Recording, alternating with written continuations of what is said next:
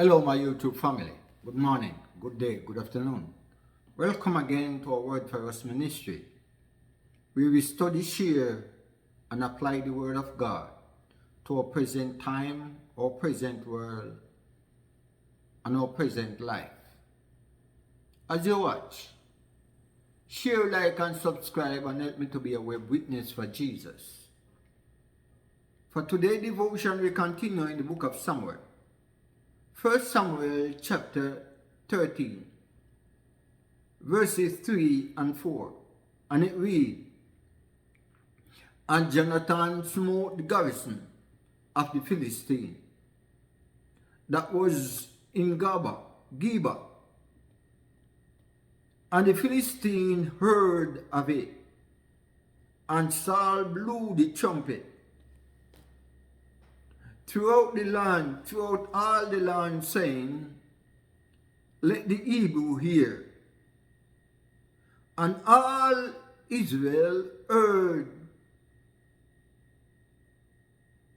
say that Saul had smitten a garrison of the Philistine, and that Israel also had in abomination with the Philistine. And the people were called together after Saul in Gilgal. Saul, 2 years after being installed king, decided to pursue war against the Philistine. There have never been a king in Israel before Saul.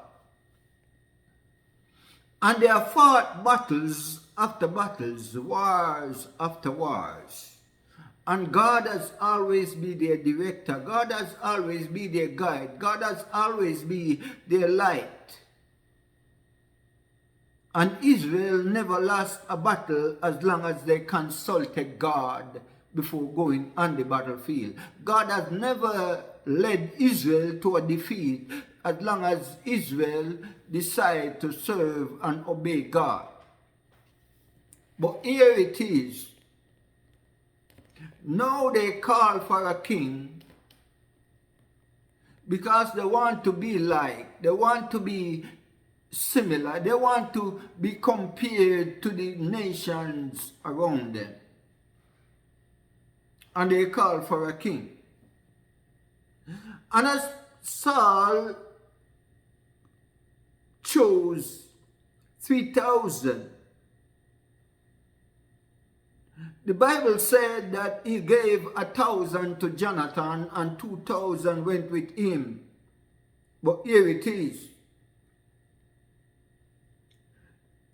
It said Jonathan smote the garrison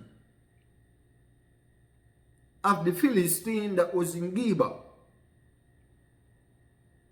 And the Philistine, all the remaining portion, or the remaining lot of the Philistine heard of it. Men of the Philistine, warrior of the Philistine heard of it. And after Saul recognizing that Jonathan has gained victory, the Bible said Saul blew the trumpet throughout all the land, saying, Let the Hebrew hear. All the Hebrews hear. Let the Hebrews hear. And all Israel, all the Hebrews, heard that Saul had smitten the garrison of the Philistine, and that Israel also was had in abomination with the Philistine. And the people were called together after Saul to Gilgal. So here is the gist of the matter. God warned them when they asked for a king. The pros and the cons of getting a king. And here the Bible said, after 2 years, Saul chose 3,000 men. And he took 2,000 with him and sent 2,000 with Jonathan, 1,000 with Jonathan. And Jonathan won the battle against the Philistine, smite the Philistine in the garrison. And Saul took credit for Jonathan's victory, took credit for that victory, and decided to blow the trumpet for all Israel to hear, for all Israel to know what happened, saying, let the Hebrew hear. And many of us may wonder and ponder what the Hebrew has to do with Israel. Here it is. Let me retrace a little history for you. It all comes from one man's sons. Noah had 3 sons, Ham, Shem, and Japheth. Well, Shem had a son by the name of Eber. And Eber, the descendant of Eber, was called the Hebrew descendant or the Hebrew nation. And the Hebrew nation is where Abraham comes from. Is where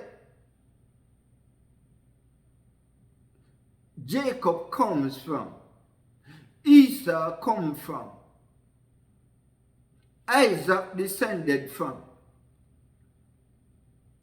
And Mark, they were called, it's a related name to Israel. So it was used transitorily. They were either called the Hebrew nation or the Israelites, because God changed Jacob's name from Jacob to Israel. While he was Jacob, he was an Hebrew. And even when they were in Egypt, they were not called the Israelite, they were called the Hebrew because of their ancestral history. So he said, let all Israel, let all, it's an interchangeable name. All the Hebrew. So when you say Israel, you're talking about the Hebrew. When you say Hebrew, you're talking about Israel. So he said, let the Hebrew hear. And all Israel, here it is in verse 4 now.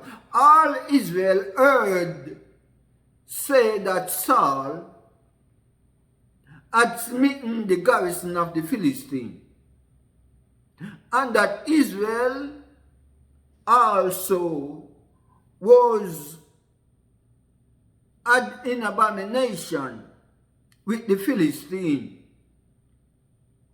and the people were called. So let me see if I can explain verse 4 for you.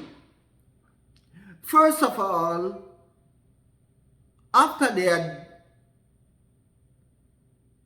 destroyed the Philistine or destroyed the garrison of the Philistine, what the men did, the Bible is saying, that the men went in with the Philistine women.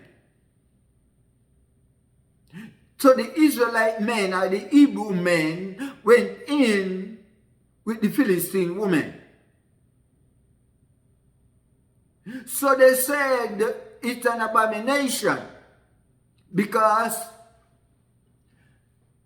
in spite of them, because In olden days, if you went to war and win the battle against the men, you have to care for the women. You were free to take the men and the women, but because they said they were not of the same descendant, because they said, Mark, the Philistine is from Ham descendant.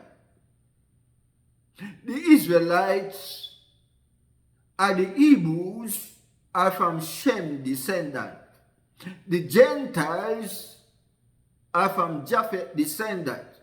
So here it is. They said they commit abomination because they went in to a strange nation. The men went in.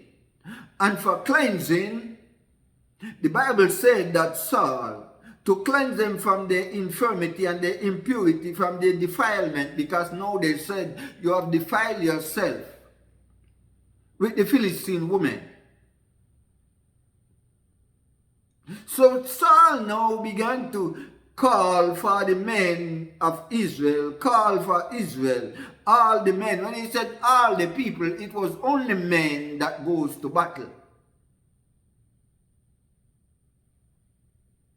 And if you live in that area where the battle was fought,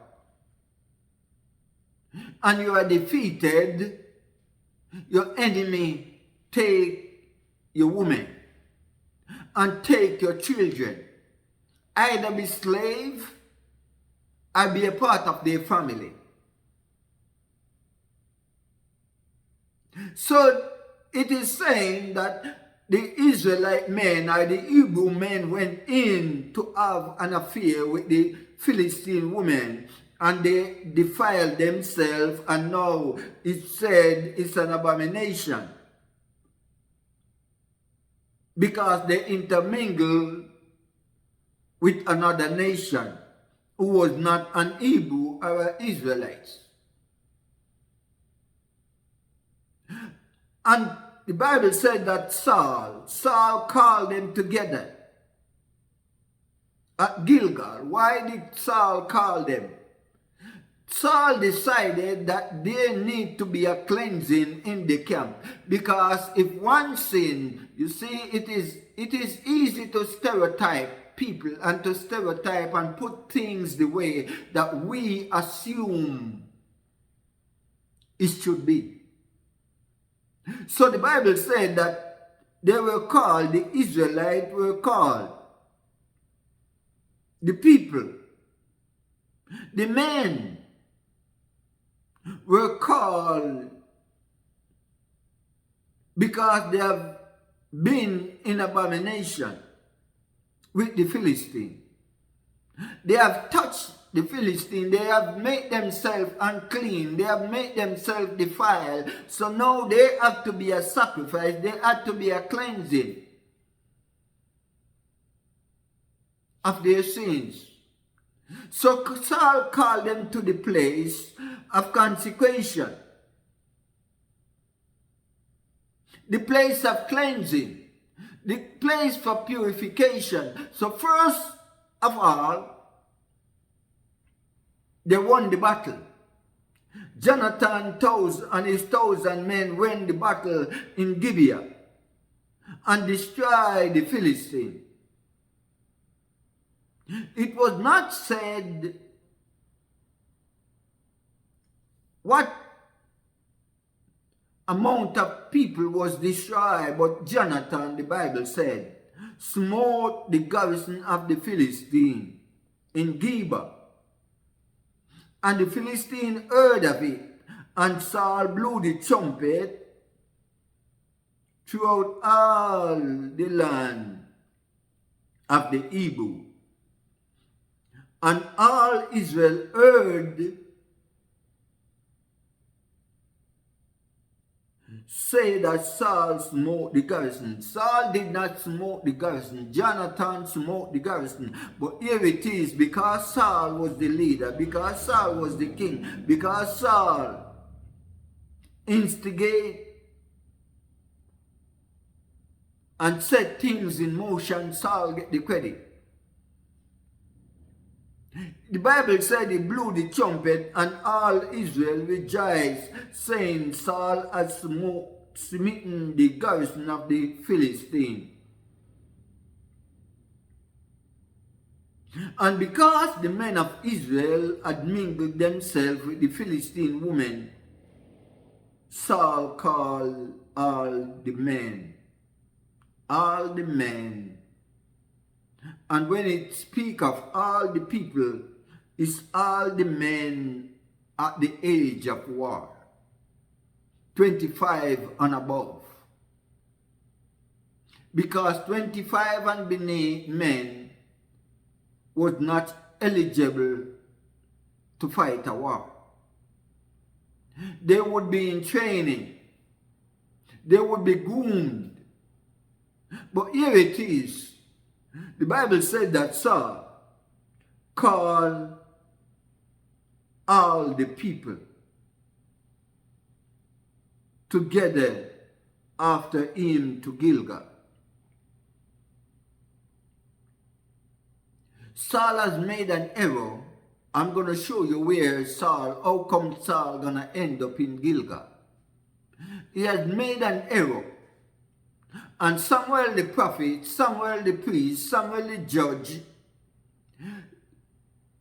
reprimand him and command him to meet him at Gilgal in 7 days. He went and made war with the Philistine and won the battle through Jonathan. And because the men defile themselves and commit abomination with the Philistine women, he did not allow them to go back home. They got to be a cleansing. They got to be a means of intercession, because if they go back home with their sin, it's going to affect the entire household. So he called the men at Gilgal for a ceremony of purification, a ceremony of cleansing, and sacrifice of intercession for God to pardon their sin. But how true can it be more than what God's word said? You see, God told the children of Israel through Samuel what the king would have done to them in their life, against their existence, against their freedom. And they still pleaded for a king. Today, are we different? The only difference is our leaders, political leaders, doesn't call us to go and reconcile our sin with God. And very few pastors in this time call our sin, because they don't want to look bad in the eyes of the public. They want to compromise everything.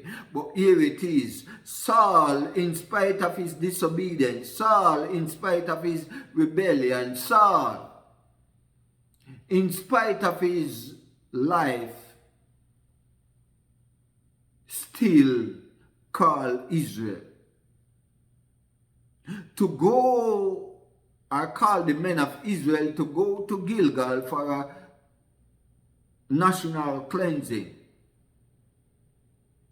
You see, here he called all the people, all the men that went on the battlefield. If you read verse 1 and 2, he said there was an entire flock of men, multitude of men. And out of the multitude, he chose 3,000.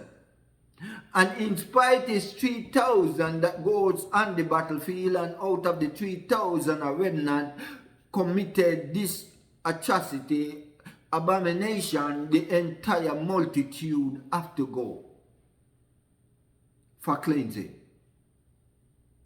Today we commit our sins and we say, oh, it's for us. We sin against God and no one should reprimand us. But I need you to know, look at it what Samuel says.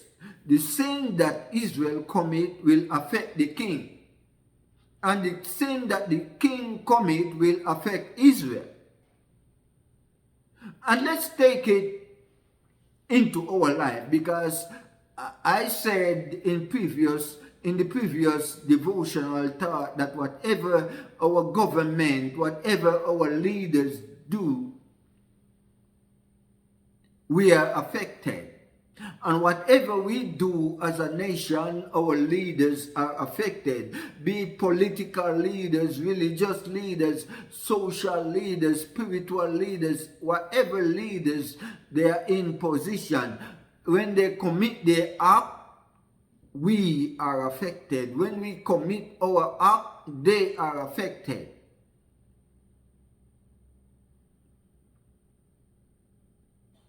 Don't believe that you have a king, you have a president, you have a prime minister, you have a governor, you have a mayor, and whatever the mayor does doesn't matter to you. It doesn't affect you. That's a grave error to believe. Everything that affects the lives of the people affect the lives of the rulers. Maybe not in physical terms, but I can tell you God will hold leaders responsible. And He will hold nations responsible for the act of their leader, and leaders responsible